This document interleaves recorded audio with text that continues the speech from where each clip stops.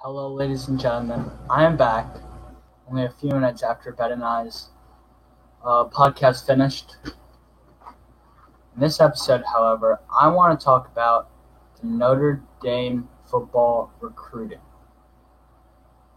I say the because a big thing happened today. Joey Tonano, a four-star Indianapolis suburb offensive tackle, committed to the Notre Dame Fighting Irish. This is Notre Dame's first 2022 commit from Zionsville, Indiana. He's close with Blake Fisher, of course, who's from Avon, Indiana, an Indianapolis suburb. This was an interesting kid. I shouldn't say kid, he's older than me. Only by a year, though. We're close. But he started off his sophomore year, 0 offers. Ended his sophomore year, 0 offers. This dude was going into his junior year thinking, maybe I'll get an offer or two from a small D1 throughout the offseason. Maybe at Indiana State. Maybe a Central Michigan, a Western Michigan. And then out of nowhere, he gets a Purdue offer. And the offers trickle in. His most recent offer was from LSU. Offers from Ohio State, Michigan, Notre Dame, Tennessee, all big-time schools with all big-time recruiting classes. So this is pretty significant. He's ranked 131 currently on 24/7. I usually use 24/7 over Rivals just on the fact that it's more specific rankings. I like their crystal ball system more. So that's just a quick PSA, quick message. 2021, Chance Tucker committed on Thursday. He's currently their lowest ranked commit in their class. That might change, but I think he's a good player. He's only been playing cornerback for a year. Plays in a Southern California school called Crespi High School. He's 6'1", 170. And yeah, that's kind of all there is to that. I was listening to a Blue and Gold Irish podcast, the Irish Illustrated podcast. They were talking about him. They had some good words for him. I'm excited for him. Of course, I mean, all these commits, except maybe Tyler Buchner, Blake Fisher, are the top guys. They might not play for at least 3 or 4 years. Pretty much all of them redshirt. It's up to Brian Kelly and Tommy Reese if Tyler Buchner plays as a freshman. I believe he will. But it also kind of depends if he stays for his senior year, since California will be playing high school football this spring, so he won't be able to enroll early. But besides that, let's talk about some prospects, some guys who have not committed yet. Yeah, hopefully will go Irish. We have Rocco Spindler, Clarkstown, Michigan, offensive guard, offensive tackle. He's 6'5", 6'4", 315, currently ranked 48th in the country. His top 5 included Michigan, Notre Dame, Penn State, Ohio State, and LSU. I don't really see Ohio State, LSU, and Penn State landing him. I do see Notre Dame and Michigan landing him. More specifically, the Fighting Irish. It's no doubt Notre Dame's been on his tail for a while. He's one of the highest-ranked 4-stars in the nation. He'd be our second highest-ranked player, right in front of Blake Fisher's good friend, and right behind Tyler Buchner, the Notre Dame quarterback commit. Regardless, this is a really big player. He's going to commit on CBS HQ on August 8th at his high school. If you are attending, wear a mask. He said that multiple times on Twitter. Just want to get the word out there. Deion Colzie, the Athens, Georgia wide receiver. He was originally committed to Notre Dame, decommitted, but a lot of people are saying he's going to end up at Georgia. And I sadly think that's true. I think he's going to be a Georgia boy. He's from Athens. He's 6'4", nearly 200 pounds. He reminds me a lot of Chase Claypool. It was really sad when he decommitted. He said it was too early. He didn't think it out. as much as he should have, which is respectable. But yes, that's the news on top 100 guys.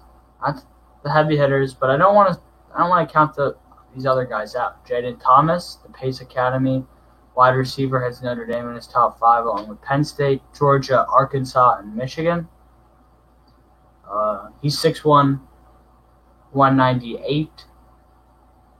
Currently ranked 217 in the class. I'm a big fan of his. I really am. He's a slot guy. Reminds me of Chris Fink. He's a little bit bigger than Chris Fink. But I think he'd make an immediate impact. And we only have one wide receiver commit. I think you at least need 2. And having another 4-star would definitely help. A couple more guys for 2021. We have Titus Moke-Adamala, who will not commit for a while. I think everyone kind of knows that. I said in my last Notre Dame recruiting update video that he will not be committing until after his high school season. That will probably change, but that's what he said. He's not said anything on that recently. He's been very active on Twitter or on Instagram. He ended up receiving an offer, actually, a few days ago from the University of Virginia. Worried me a little bit, but I still think he's going to end up in South Bend. Moving on, Prince Kollie, 4-star. I think he's going to Louisville or Oklahoma, sadly. Notre Dame, I just don't think is there, but it is what it is. Mitchell Evans, though, the 3-star tight end from Wadsworth, Ohio. Big fan of his. A lot of people have him going to Notre Dame. Michigan State's receiving a little bit of traction, but I think he's going to end up at Notre Dame. Move down the list a little bit more. Elton McCaskill. We don't have a running back in this class. Of course, we have Chris Tyree for 2020, so I'm not too worried if we don't land a running back. Notre Dame will most likely get one in 2022 as we're reaching out to a lot of guys. Logan Diggs, also running back for the Archbishop Rummel High School in Matire, Louisiana. We're moving on to 2022 here. I'm not going to get into 2023 today. Of course, there is only, I think, one guy who's committed in 2023. Let me look that up, actually. Just think about that. I just want you guys to grasp this. There's already a dude who's going in the sophomore year of high school who's committed. Never mind, there are 4. 3 of them from Florida. Matthias Barnwell, tight end. He's 6'5", 240. As a 14 or 15-year-old, that is crazy. He's committed to Penn State. Had offers from a bunch of schools. From Spotsylvania in Virginia. That's pretty sick. Sean Ross, or Russ, he does not look like he's a sophomore in high school. Actually, maybe he does. He's from Dunbar, from Fort Myers, Florida. He's a cornerback. We got Lamar Seymour from Miami Central. Powerhouse high school football right there in Miami. Especially Miami Central. He's committed to the U. He's a wide receiver, 6'1", 170. And we got Trawan Webb, who committed in November. So, right after his high school season finished. He's an athlete. I'm not really sure what position he exactly plays, but he's committed to Georgia. Notre Dame has offered him. But yeah. So that's the word on 2023. 2022, however,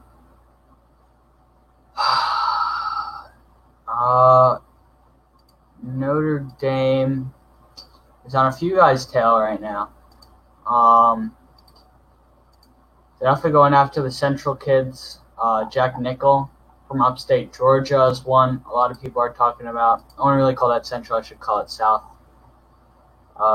He's most likely going to commit to Notre Dame in the coming days.